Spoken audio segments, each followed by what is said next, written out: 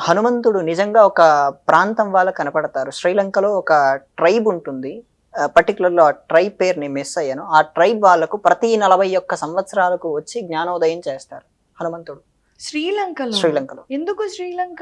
ఆయన ఇక్కడ కదా! మనకు కదా జ్ఞానోదయం చేయాలి. మనకు కూడా చేస్తున్నాడు గదా! సుందరాకాండ రూపంలో. కనిపించి చేయాల్సింది మనకు కదా!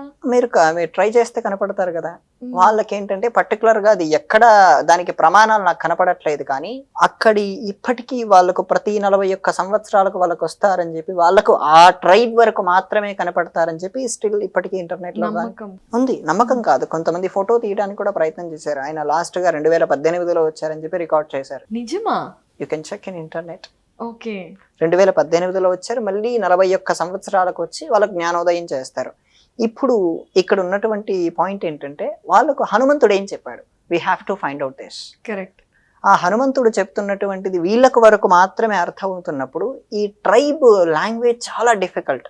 ఆ ట్రైబ్‌లో చదువుకున్న వాళ్ళు ఎవరూ లేరు. వీళ్ళ లాంగ్వేజ్ ఈ స్టడీ చేసే వాళ్ళు నేర్చుకుంటున్నారు. ఉదాహరణకు మీకు అనే 2 అక్షరాలు ఉన్నాయనుకోండి, ఆ ట్రైబ్ లాంగ్వేజ్ లో మీకు అనే 2 అక్షరాలు ఒక పేజ్ మొత్తం రాస్తారు. సో అంత డిఫికల్ట్ గా ఉంటుంది వాళ్ళ లాంగ్వేజ్. అది డీకోడ్ చేయడం కోసం ప్రయత్నం చేస్తున్నారు. హనుమంతుడు ఏం చెప్పాడు అనేది వాళ్ళ వరకు మాత్రమే గుర్తుంటుంది. 41 సంవత్సరాల తర్వాత మళ్ళీ వచ్చి మళ్ళీ చెప్తాడు అనేటువంటిది నమ్మకం.